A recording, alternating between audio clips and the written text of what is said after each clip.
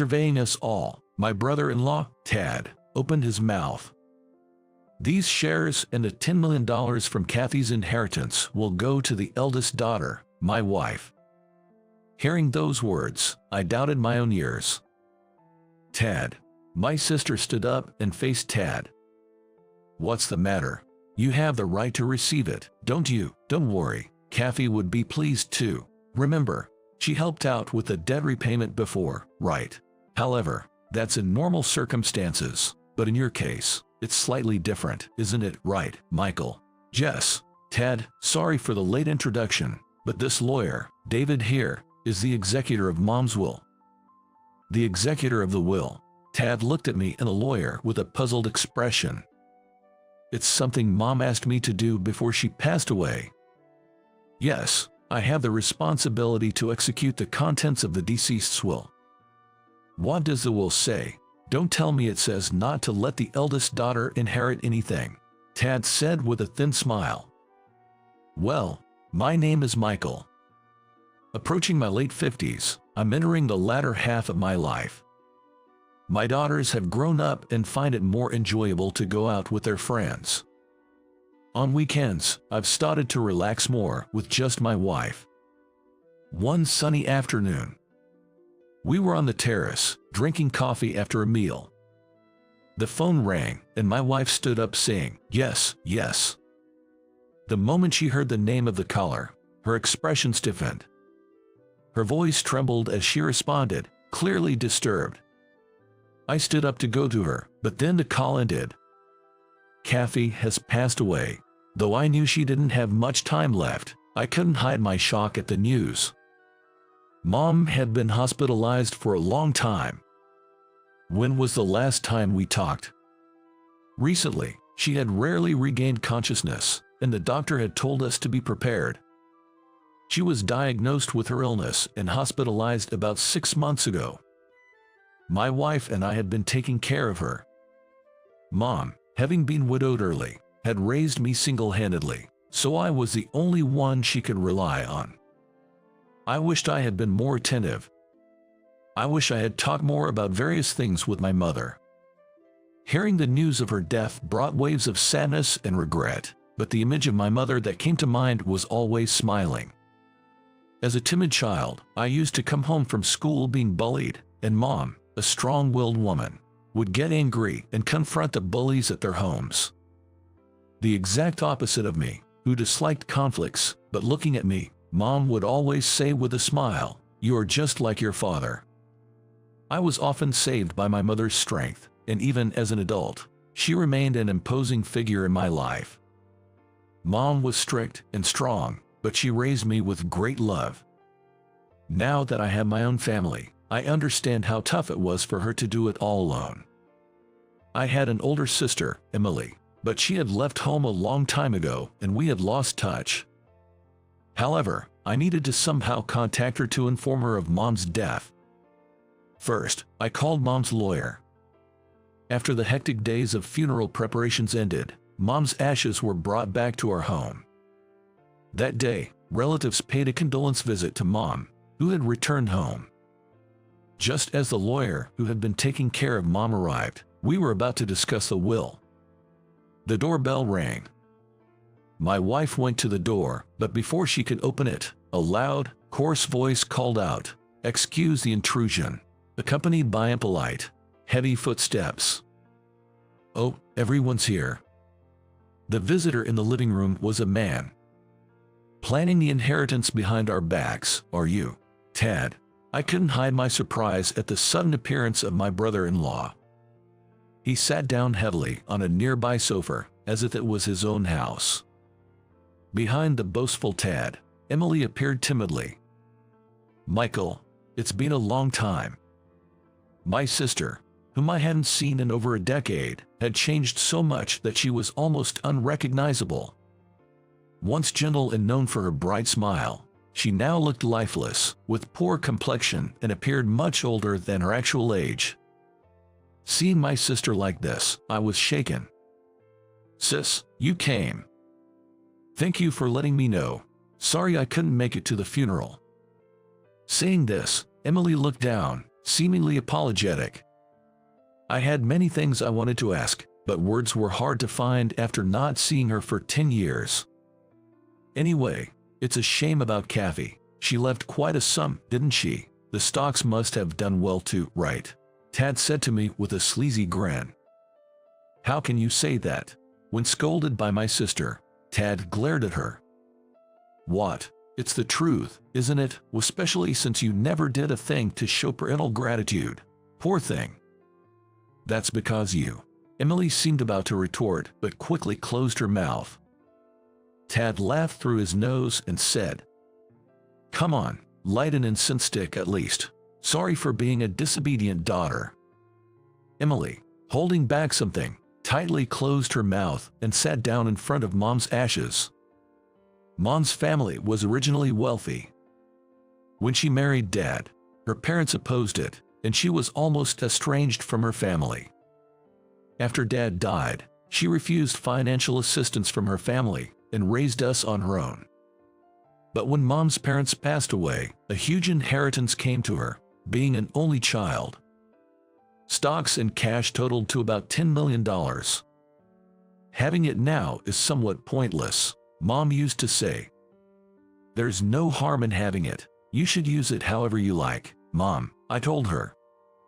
I was already married and supporting myself, and Emily had left home a long time ago. Emily, though, Mom was worried about my sister. It had been a long time since Emily got married. Initially, we kept in touch, but there had been no word from her in recent years. She stopped visiting even during the holidays. If something happens to me, take care of Emily. Siblings should help each other. Yeah, I understand. But the contact details I had for my sister were no longer valid, and I had no idea where she was or what she was doing. Mom's words had always left me concerned about my sister, Emily. After reuniting with her after such a long time and with so much to catch up on, it seemed now wasn't the right moment. Mom, muttering, Emily had been joining her hands for a long time when Tad, with an exaggerated sigh, said to her, How long are you going to stay absorbed in this? He seemed to have no intention of joining his hands, lounging on the sofa instead. What are you doing here all of a sudden? My wife, seemingly running out of patience, asked Tad. Tad's attitude had probably been irking her for a while. What? You're talking to me like that? Tad said and glared at her. My wife looked like she wanted to say something, frowning. Well, never mind. Are all the relatives here? Surveying us all, Tad opened his mouth. These shares and Kathy's inheritance of $10 million will go to the eldest daughter, my wife. Hearing those words, I doubted my own ears. Tad. Emily stood up to face Tad. What's wrong? You have the right to receive it, don't you? Don't worry, Kathy would be happy about it. Didn't she help out with the debt repayment before? The agreement was different. You said that was the end of it when she arranged the money. Tons of money is there, so a little bit should be fine. A senile old woman didn't need that much money. I grimaced at the horrible things he said about Mom. Emily, looking like she might cry, shouted. Stop it. I don't deserve a single penny. But, you know, as the eldest daughter, you have the right to inherit, right, lawyer? Tad said with a sleazy smile. Yes, usually, siblings inherit when a parent dies. See, as the eldest, you have to inherit. Be thankful for the $10 million. $10 million. Tad laughed with a vulgar snigger. However, that's in normal cases, but in your case, it's a bit different, isn't it, right, Michael? Yes. Tad, sorry for the late introduction, but this lawyer, David, is the executor of Mom's will. The executor of the will. Tad looked at me and David with a puzzled expression. Mom asked me to do it before she passed away. Yes. I have the responsibility to execute the contents of the deceased's will. What's in the will? It doesn't say to not let the eldest daughter inherit, does it? Tad said with a thin smile. Yes, she's excluded from the inheritance, so that seems to be the case. At the dumbfounded expression on Tad's face, I couldn't help but burst out laughing. Soon, the other relatives in the room also started laughing. What does that mean? Tad, confused, confronted the lawyer. Disinheritance means if there's serious misconduct by the designated heir, they can be stripped of their right to inherit. Stripped. Tad looked pale as he stared at the lawyer. Oh, what a pity, my wife mockingly said to Tad, almost as if returning the favor. Seeing this, the relatives all laughed together. By the way, if you are disinherited, you also can't receive the reserved portion, the minimum inheritance right. Hearing this, Tad turned to Emily with an almost aggressive tone. Hey, did you know about this? I don't know. We haven't been in touch for a long time, Emily exclaimed. That's impossible. You, Tad, had a large debt paid off by the deceased during her lifetime, said David, causing Tad's gaze to shift uneasily. She did it on her own. What, that was you who forced? Shut up, Tad yelled, causing Emily to flinch. Damn it, I was tricked. I married her thinking her family was rich. Such a way to speak. Emily was shocked by Tad's words. Tad's anger, believing he was entitled to the inheritance, seemed to be directed entirely at Emily. Damn it, everyone's making a fool of me. In frustration, Tad kicked a nearby chair, and Emily shrank back in fear. Watching Emily, I remembered Mom's words. I had to do what I was supposed to do. I needed to convey Mom's feelings properly to Emily. Sis, I said, placing my hand on Emily's shoulder. Her frame felt much smaller than when I last saw her. Mom always said, help each other as siblings. I had first heard about Mom excluding Emily from the inheritance when Mom's hospitalization was decided. When I asked why, Mom said she had concerns. When she heard about Emily's large debt, she thought Emily's behavior was strange. Given Emily's serious nature, getting into debt was an abnormal situation for our family. But Mom didn't ask for reasons. She simply paid off the debt without asking anything. However, after that, Emily became unreachable. Mom tried to contact her, but couldn't get through. It was the same with the contact details I had. Mom was always worried that something might have happened to Emily. Both of you didn't take after me, Mom said, looking at me with kind eyes. Remember, when Emily was in elementary school, once, Emily's return from school was delayed, worrying Mom and me, so we went looking for her. We found her alone in a dark park, crying, "The cat won't get off my lap." When I asked why she didn't move it, she said, "But then I'd wake it up, and I just couldn't argue with that." She waited there, missing dinner, until the cat woke up. I would have moved it no matter what. Unbelievable. Mom laughed. But then she grew contemplative. She's too kind. Mom's worry seemed to be rooted there. Is she having trouble with her husband? Well, if she's happy and choosing to be with him, that's fine. But if she's forcing herself, Mom seemed to have a plan. If it's just about money, he will surely come after my inheritance, saying, as the eldest daughter, she has the right to inherit. So, Tad will say that's why you're disinheriting. Won't Emily be shocked? I said that at the time, but in the end, things turned out just as Mom had predicted. Indeed, mothers are incredible. When I die, tell her, I want to help Emily, Mom said, seeming to have made up her mind.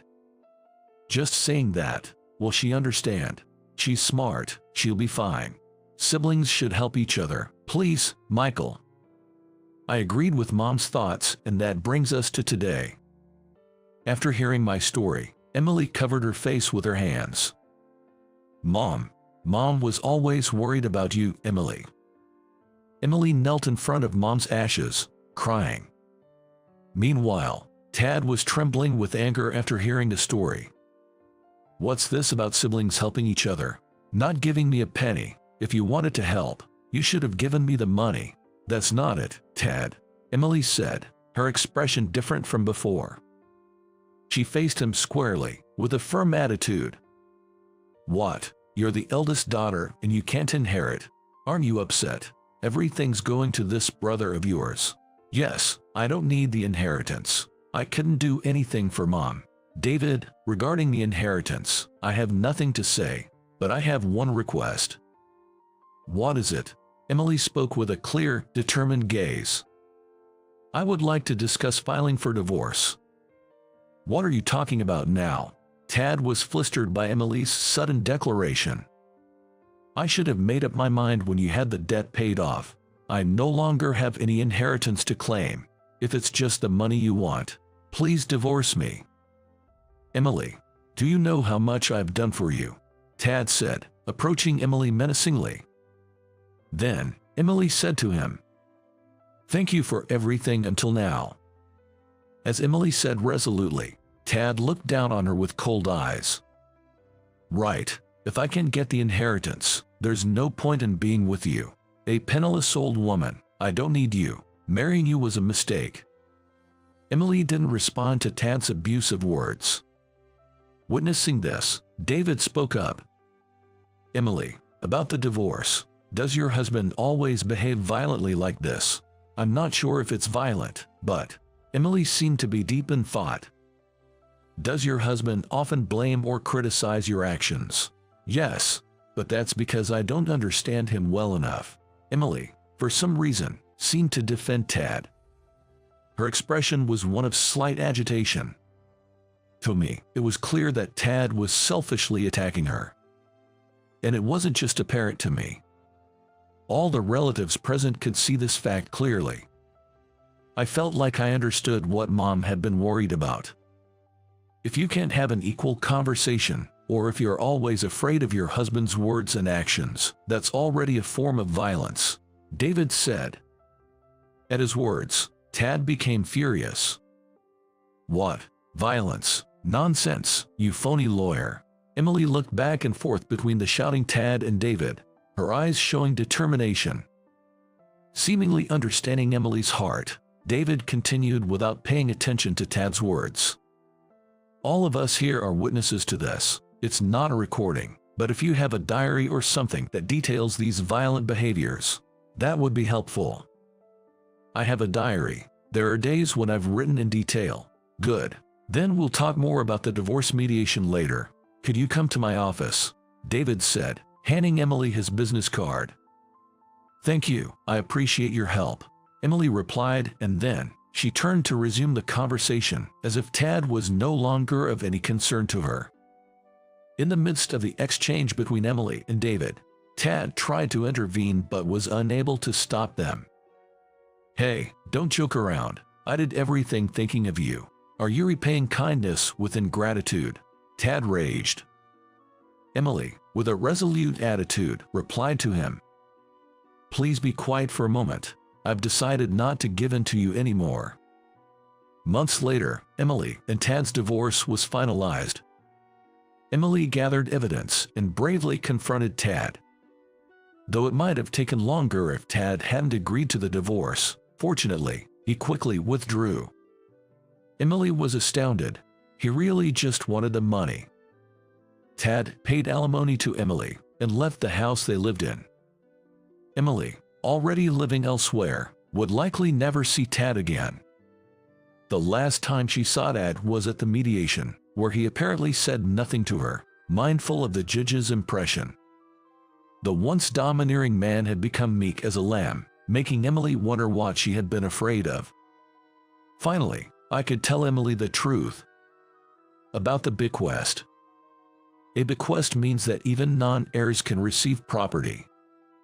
In other words, I could share Mom's estate, which I had inherited, with Emily. This was also Mom's intention, which I had heard during her lifetime. I was waiting for Emily's divorce to be finalized. This way, Tad wouldn't get a penny, and I could give Mom's inheritance to Emily. It was a farewell gift for her new life. I don't deserve that. Emily was surprised and confused by my sudden offer. Mom told me to do it. We can't ignore the wishes of the deceased. She wanted siblings to help each other, I said with a smile. Tears welled up in Emily's eyes as she said, Thank you." Then, she turned towards the altar and prayed. "Mom, thank you. I'm sorry for worrying you." I looked at the photo of Mom on the altar. She had a bright, cheerful smile. It seemed as if she was saying, "I'm glad. Welcome, and thank you for coming. Emily, congratulations on the opening. Congratulations on your new cafe."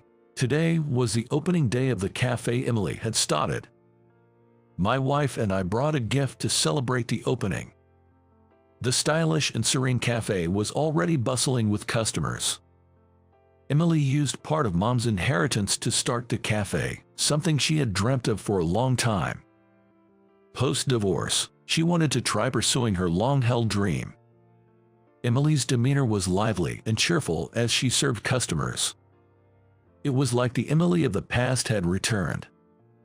"It's a nice place. It feels comforting," I said. "Thank you. Hey Michael, remember that painting?" Emily pointed. I looked where she indicated, seeing a framed painting. That was in Mom's room. It was a favorite painting of Mom's that Emily and I often looked at in our childhood. Though not very expensive, Mom had always treasured and kept it. "Yes, I got Mom's favorite painting to display here." Nostalgic. I think Mom would be happy. Standing next to Emily, looking at the painting, I felt as if we had time traveled back to our childhood. Our eyes met as she smiled beside me. Emily's eyes no longer held the darkness they did on that day. "Something on your mind?" "No, just thinking maybe I should start something new too." "Oh, that would be wonderful." Seeing Emily's bright smile, I silently spoke to Mom in my heart. "It's okay now." The cafe doorbell chimed again as another customer walked in. A refreshing breeze swept through the cafe. Emily's bright voice echoed, and I squinted in the dazzling sunlight. I'm off. As I open the front door and call out to my mom, I start walking towards the train station. It takes about 10 minutes to walk from home to the station, even at a leisurely pace. I could ride my bike to the station, but it's easier to walk down the stairs in the park along the way, so I usually walk. Walking my usual route at my usual time, I meet the same people in the same places and exchange greetings. I'm naturally friendly and always smiling, so people often strike up conversations with me, and it has become a daily routine to chat with someone. My name is Ken, a 30-year-old single office worker. After graduating from a regional university, I returned to my hometown and now live with my parents and grandmother, a family of 4. Being an only child and having working parents, I grew up close to my grandma, and even when I was living alone in university, I always looked forward to her visits. Whenever she visited, I would take her to tourist spots and nice restaurants as a way of repaying her for raising me when I was little. Initially, it was meant as a way to repay her, but eventually, I found joy in seeing her happy face, and I remember looking forward to her visits. In my university days, learning that my grandma felt lonely when I was away, I decided to find a job close to home and was luckily hired by my current company. My grandmother was very happy about this and now looks forward to taking care of her great-grandchildren, though it seems I won't be able to fulfill that expectation anytime soon. Because my grandma lives with us, whenever I see an elderly person struggling with heavy bags on the street, I can't help but assist them. This has occasionally led to me being late for work. My previous boss was understanding and overlooked my tardiness, but the new boss, George, does not tolerate it. "What, you're late again?" George's voice echoes in the silent office during the morning assembly.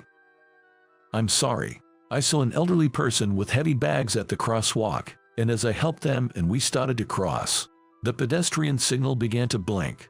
I carried their bags to the station, and that's why I'm late," I explained with a smile and a scratch of my head. As usual, my colleagues laugh, knowing it's typical of me, but George slams his desk and yells, "Don't smile and shrug it off. It's not just you're late. How many years have you been a working adult? Being punctual is basic common sense." The previous boss might have let it slide, but I won't. Everyone listen up. Tighten up your act. George's shouting makes not only me but also my colleagues tense up. I'm sorry. I'll be more careful from now on. I apologize on the spot, but I don't plan to stop helping people in need.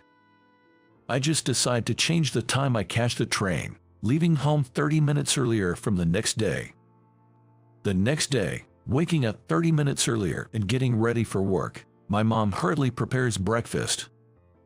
Are you going to work already? It's earlier than usual. Yesterday, I was late because I helped an elderly person with their bags to the station and got scolded by George. I can't stop helping people, so I thought I'd leave home earlier. You're as kind as ever. Grandma's influence, I guess, she says. After finishing the breakfast she prepared, I head to the station, but leaving just 30 minutes earlier makes everything feel different. The people I meet and the scenery. I miss the daily greetings with the people I used to meet, but I can't afford to be late for work anymore. When I arrive at the office, my colleagues are surprised by my early arrival. Hey, aren't you at the office earlier than usual? I got scolded by George yesterday. It's not like you were late because of your fault, right? Well, knowing you, if you see someone in trouble, you'll help them. So you adjusted your time to come in earlier, huh? Exactly. I can't ignore someone in trouble. As we talk, George stands behind us and comments, "Good Samaritan, if you're late, it affects your personal evaluation. Your performance is already low. Before helping others, improve your own skills. I end up doing the work you can't handle. Think about how it affects others." He then heads to his desk. A month passes, and I've gotten used to arriving 30 minutes earlier. One day, while waiting at a crosswalk near the company's nearest station, I witness a car accident right in front of me. The car, attempting to enter a convenience store, misjudges the turn, hits the curb, and bounces high. Probably startled, the driver meant to brake but accidentally steps on the gas instead, making a loud engine noise and accelerating towards the store. "Watch out!" I shout, and the car brakes suddenly, colliding with another parked car. White steam rises from the out-of-control vehicle, and the airbags seem to have deployed. I rush to the car and speak to the driver, who responds. Looking into the hit car, I see no one inside, so I check with the driver of the accident car if they need an ambulance. The owner of the hit car comes out of the store, yelling, "What have you done? It's a brand new car. It wasn't intentional, and right now, her condition is more important," I say while addressing the driver in the car. "Are you okay? Are you hurt anywhere? Should I call an ambulance?" To my barrage of questions, she replies, "I'm fine. Thank you for your concern." Her voice was trembling. "I'll call the police right away. If you feel any pain, let me know and I'll call an ambulance." "Thank you. I need to apologize to the person whose car I hit." Saying this, the woman gets out of her car. As she steps out, her stunning beauty takes the breath away of the gathered crowd, and the owner of the car she hit quickly changes his attitude. "It's a new car, isn't it? I'm terribly sorry for my mistake in driving," she says, her eyes tearing up as she apologizes. The owner replies, "Are you hurt? Don't worry about the car, it can be fixed." The man is visibly smitten by her. I watch this from the corner of my eye while calling the police and arranging for their arrival. When I call the police, they ask the reporter to stay at the scene, so I decide to wait for them. Looking at the time, I realize I can still make it to work, so I haven't called in yet. "Thank you very much. If you hadn't shouted, things could have been much worse. My name is Jessica," she introduces herself. "I'm glad you're not hurt. Have you contacted your insurance company yet?" "No, not yet. This is my first time being in an accident, so I'm not sure what to do. I called my mom, and she said she'd send someone over." I advise Jessica to contact her insurance company and wait for the police. The police are taking a while to arrive, perhaps due to traffic, and I start to feel anxious. Deciding to call the office, I had the bad luck of George answering the phone. "Good morning. This is Ken. There's been a traffic accident near the convenience store close to the office. I called the police. and they asked me to stay on the scene. The police haven't arrived yet, so I think I'll be late. George responds insensitively. Do you always make excuses like this? It's because you always stick your nose in such matters. I don't trust what you say. Which convenience store is it? I murked but reply, it's the one halfway between the office and the station. Fine. Stay there, I'm coming over, he says and hands up. After a while, the police arrive, and Jessica and I are separately questioned. A crowd of onlookers gathers, and the police seem to be instructing them not to get too close. After the questioning, while talking to Jessica, George arrives and says, so the accident was real, but a good-natured incompetent like you is no longer needed. Once you're done here, go home. George says this while looking at me. Hearing this, Jessica says, I'm sorry, it's because of me. I'm shocked and at a loss for words. It's okay. It's my fault for being late, I reply. Overhearing George's words, the onlookers react. How can you say something like that? This man was helping people. Which company fires someone for that? Other onlookers chime in. That's right. If he hadn't shouted, things would have been worse. He was proactive in dealing with the aftermath, too. What are you saying without having seen anything? Surrounded by the crowd, George looks flustered and quickly heads back to the office. Then, one of the onlookers offers, are you really going to be fired? If it's okay, I can introduce you to another job. They offer their contact information, and others also volunteer to help. I thank them and am about to leave when Jessica says, could you wait a bit longer? My parents are on their way, and I really want to thank you. I can settle down knowing I'm the reason you're being fired. No need for thanks. I just did the right thing. The wrong one is George. My previous boss used to praise me. George and I just don't see eye to eye. And it's crazy he could say such a thing in this situation. I unusually speak with a firm tone. As the police finish their investigation and the onlookers start to disperse, a group of people approaches. One of them spots Jessica and comes over. Jessica, are you hurt? No, I'm fine. Please prioritize the repair and replacement car for the person I hit, she says, introducing the car owner. The man apologizes to the owner, and they exchange contact information and discuss compensation. Then, people who appear to be her parents arrive. They're looking like the epitome of elegance and wealth.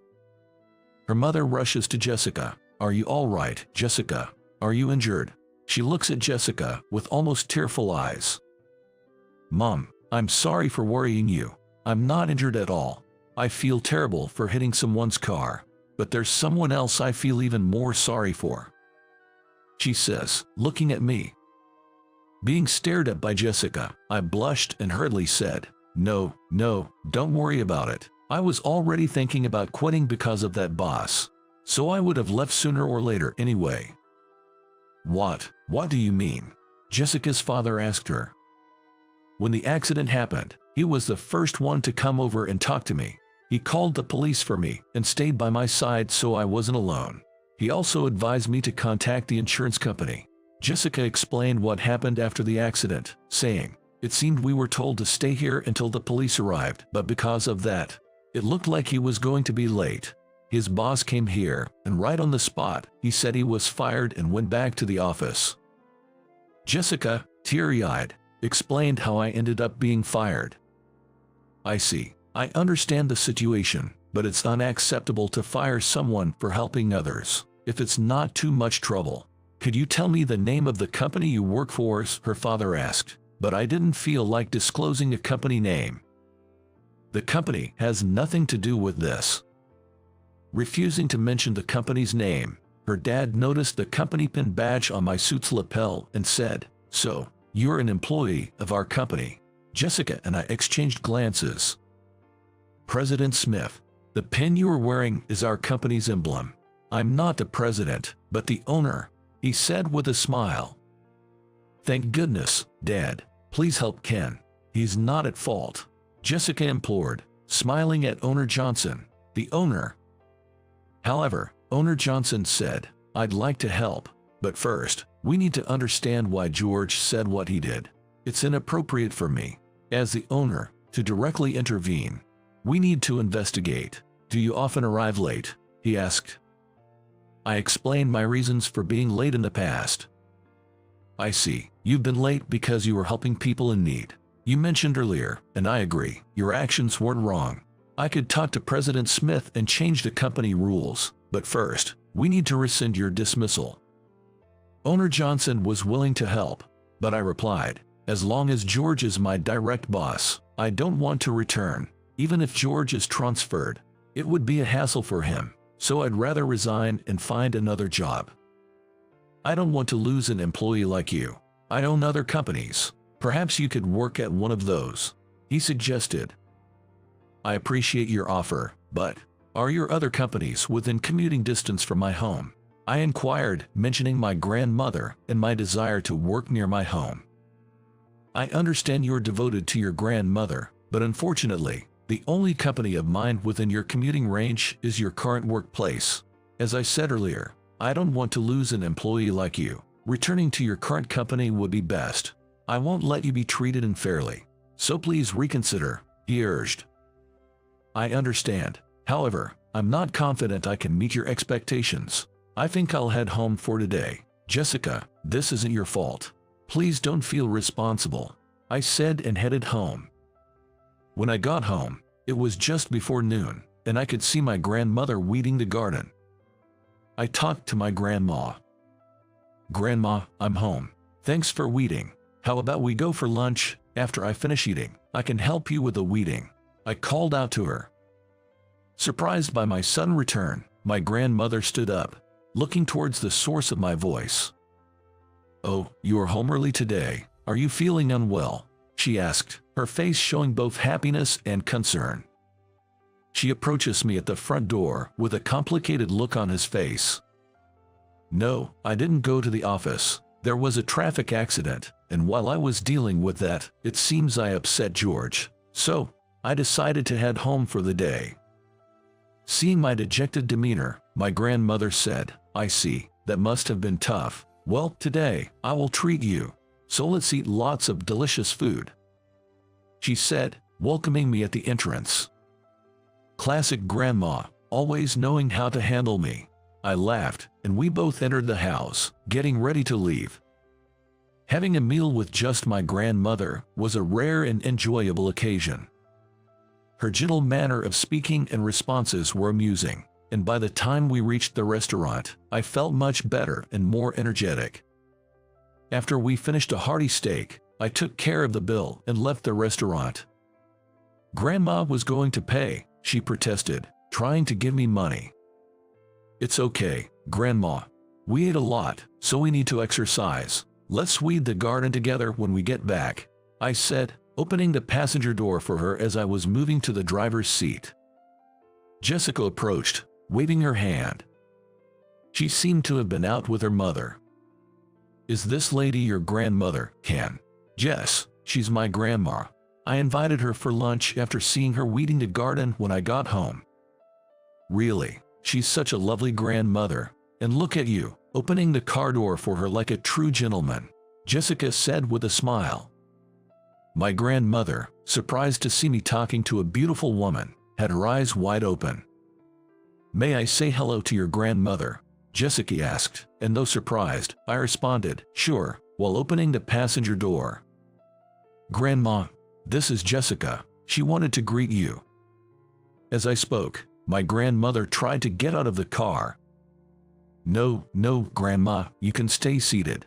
My name is Jessica. I was helped by Ken this morning, she introduced herself. Oh, is that so? I thought you were Ken's girlfriend and got quite surprised. Ken has been kind since he was little. He's my pride and joy, my grandmother said. Jessica replied, I heard from Ken that he was raised by his grandmother. He's really grateful for that. Then, to my surprise, my grandmother said, oh dear, is that so? I haven't done much. I keep saying I want to see my great-grandchildren soon. You're too good for Ken. Maybe there's someone better for you out there. Grandma, what are you saying such things all of a sudden? I interjected, a bit embarrassed. Jessica then playfully said, "What? Ken doesn't have a girlfriend? Then I might just have to apply for the position." Shocked by her comment, I quickly said, "Jessica, please don't say things like that, even as a joke. Grandma might take you seriously." "Grandma, let's go home and do some weeding." "Well, Jessica, we're heading back now." After closing the passenger door, I took my seat in the driver's seat. As I drove off, I saw Jessica in the rearview mirror, waving until my car was out of sight. During the drive back, Grandma talked non-stop about Jessica, even sharing the story with my parents at dinner. "I wish I had seen her. She seems to be Grandma's favorite," my mother commented. "How did you meet her?" my father inquired. I told my family about the morning's events, but the conversation turned tense when it came to my dismissal. "That George at your company, isn't something wrong with him? What are you going to do from tomorrow?" my father asked. "There's no reason for you to be fired. What's the name of that manager? I'll call your company tomorrow and give them a piece of my mind," my mother said. They were visibly upset. Then I explained that Jessica's father was the owner of my company and that he offered to let me work at another one of his companies, but none were within commuting distance. Hearing this, my grandmother, who had been quietly sipping her tea, sadly asked, "Ken, are you going to leave home again?" "Don't worry, Grandma. I turned down the offer because the companies are too far. I'll find a job that I can commute to from here," I reassured her. Hearing that, Grandma seemed relieved and sipped her tea again. "Even though you did nothing wrong, why should you have to quit? I'm really upset about the idea of you quitting." "That's right. The one who should be quitting is George." Both of them seemed quite worked up, so I calmed my parents down. "Okay, both of you relax. I'll check how things are tomorrow. I'll contact a colleague and see what the atmosphere is like. I'll let you know tomorrow night, so don't be so angry." I went to my room, called my colleague, and told them about what George had said and that I would take the day off tomorrow. Then, my colleague called me. "Hey, tough day." George left abruptly, so I was wondering where he went off to. He acted like nothing happened at work today. "I'll let you know if I find out anything tomorrow." After saying that, he hung up. I lay in bed thinking about looking for a new job, but also remembered what Jessica had said to Grandma. Me, her boyfriend. That's clearly just lip service. What am I expecting? But Jessica, she's really beautiful. Rich and beautiful. It's a world too different for me to be a part of. Muttering this, I stared at the ceiling, and before I knew it, I had fallen asleep. I woke up in a panic to find it was the middle of the night and thought of going back to sleep, but I couldn't stop thinking about Jessica. Eventually, morning came, and I spent the morning sitting on the living room sofa in a daze. Then, Grandma sat next to me and asked seriously, "Ken, are you okay? Are you lovesick?" Lovesick? For a moment, I didn't understand what she was talking about, but then I burst into laughter when I realized what she meant. "Lovesick? Grandma, I didn't get what you meant at first. Jessica is out of my league. She wouldn't be with someone like me. What she said yesterday was just her being kind. It got my heart racing, but she and I live in different worlds." "Is that so? She's from a different world, like a foreign girl." Hearing this, I didn't want to drag the conversation out any longer, so I told her I was going for a walk to clear my head and left the house. Walking around the neighborhood on a weekday morning, something I hadn't done in years, I got greeted by many people. Most of them were elderly neighbors, all of whom I had helped with carrying things or other favors in the past, and they thanked me again for those times. I might have been fired for being too kind, but I felt reassured that I hadn't done anything wrong. As I was thinking of heading back, I received a text from my colleague. "George was taken to the president's office by our manager, Connor. I think it's about your dismissal," the text said. "Thanks for letting me know. If you hear anything more after George returns, please contact me," I replied, feeling a bit nervous. Back in my room, I kept glancing at my phone, anxious about any further messages from my colleague. Exhausted from lack of sleep and restless feelings, I fidgeted with frustration. Then, the notification sound for an email went off again. I checked my phone and read the email from my colleague. George came back. I gave your phone number to Connor when he asked for it, so he might call you soon. The email read, and just as I finished reading it, my cell phone rang. It's from the company, probably Connor, I thought as I answered the phone, and indeed, it was Connor. Ken, right. George seems to have fired you, but the company does not acknowledge that fact. After all, a manager does not have the authority to fire an employee. Please come to work as usual from tomorrow. I asked Connor in response to his words, what will happen to George? Kind as the rumors say, aren't you?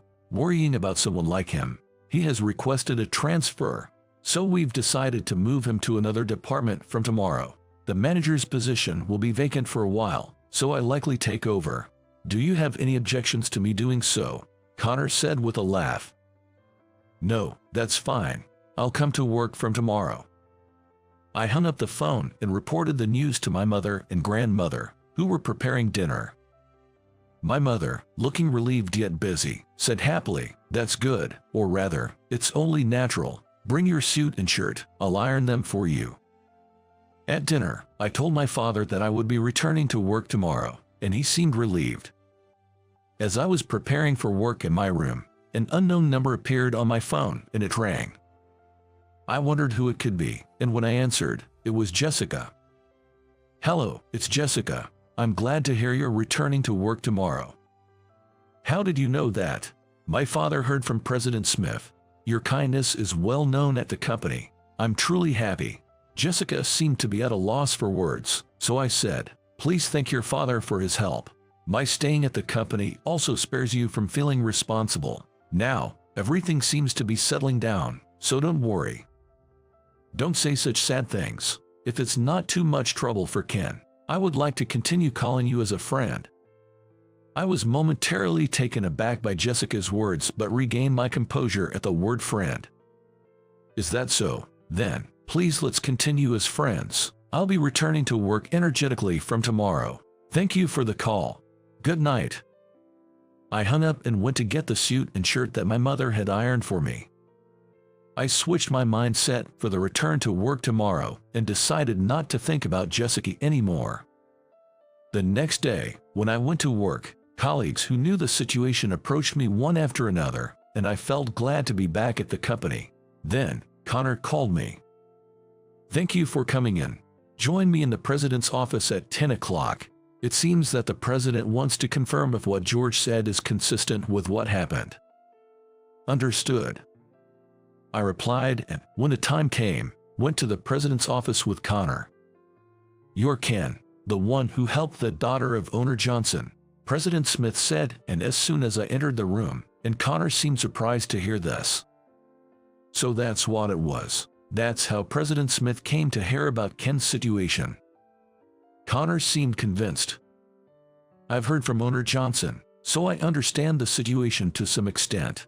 It's troubling for me if an employee like you leaves. Please continue to help those in need without worry. I'm thinking of changing the company's internal rules regarding tardiness.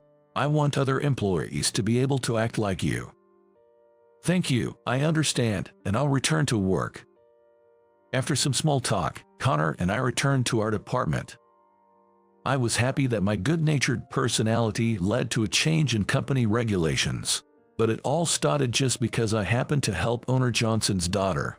If not for that, the regulations might not have been reviewed. Thinking about this made me feel conflicted, but if the regulations were going to change, I felt motivated to continue helping others without worrying about being late. Thinking that this incident was now over, I resigned myself to the fact that my connection with Jessica would also end. After all, we lived in different worlds. Time passed as if nothing had happened, and I fully moved on from Jessica. Occasionally, my grandmother would mention Jessica, but it didn't bother me, and I responded casually while playing with my phone. Jessica, was it? I wonder how she's doing. I don't know, what do you think? Last week, she seemed fine when she came over. Oh, really? She came over. She came over. Jessica came. I was surprised and looked at my grandmother. Jess. I was weeding when someone called out from the roadside. I wondered who it could be, and it was Jessica. She asked, "Are you doing well? Is Ken at work? Why didn't you tell me sooner?" "Grandma, what did you say?" "I said we were fine and that Ken was at work." Then she left right away. Did I do something wrong? No, it's fine. I was just surprised to hear she came over. Let me know if she comes again. I struggled to maintain my composure. I hurried back to my room, took out my phone, and wrote a text to Jessica. "I apologize for the late report. I have been attending work without fail since my return. I just heard from my grandmother that you visited our house last week. I must have caused you worry due to my lack of communication. I'm sorry." I reread the email several times before pressing the send button. Flustered, I put my phone in my pocket and waited for a reply, but instead, a call came through. Jessica prefers phone calls over texts, I thought as I answered. "It's been a while. I thought you might be upset with me because I hadn't heard from you. I'm glad to hear you've returned safely," she said in a cheerful voice. "Owner Johnson mentioned it to President Smith, right? That really helped. I heard the company is going to change its regulations because of it." "Actually, I heard from my father that President Smith has known about you for a while. There were several reports of phone calls expressing gratitude from people you've helped. They didn't know who was behind the help since no name was mentioned, but whenever they received such calls, they found that it was always you who was late that day. Your performance was considered good by the previous manager, despite the low evaluation due to your tardiness. It was strange that doing good deeds led to a low evaluation. So there was already talk in the company about accepting tardiness with valid reasons. So it wasn't just owner Johnson's intervention that led to the change in company policy. President Smith said that once the details were decided, he was planning to discuss it with my father. I was genuinely happy to hear that the company was considering changing its policies because of my actions. That's really nice to hear. It makes me happy. I'm glad for you. Please continue to help others. I'll also try to actively reach out to people in need. Thank you. I'm glad I texted you. So, since I hadn't properly thanked you for your help yet, would you like to go out for a meal this weekend? I was casually invited by Jessica and, on impulse, accepted. Since our lifestyles are so different, is it okay if we choose something I'm used to eating? What are you talking about? Haha. I work for a different company, unrelated to my father's business. My parents may be wealthy, but I don't have that much. Either of my brothers will likely take over the company. You won't get anything by dating me for the inheritance. Haha. Is that so? Too bad. Haha. Saying that, we both burst into laughter, decided on a place and time for our weekend meal, and then hung up the phone. Our dinner was at a tavern near the station. With Jessica by my side, I couldn't help but notice the jealous stares from the other male patrons. Feeling relaxed and happy with Jessica savoring the meal, I took the chance to ask when we could meet next and invited her on another date. I jokingly asked if I could bring my grandmother along, and to my surprise, Jessica readily agreed. It didn't take long for me to develop a fondness for her. Thinking how nice it would be if the day came soon when my grandmother could take care of our great-grandchildren, I enjoyed our delightful time together.